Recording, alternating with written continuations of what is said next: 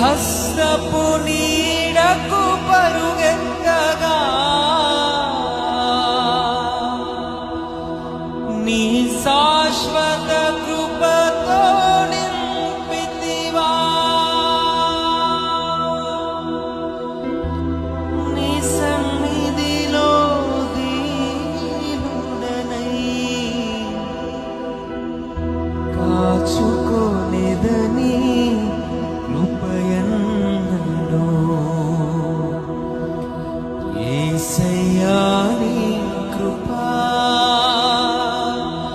నను అమరత్వానికి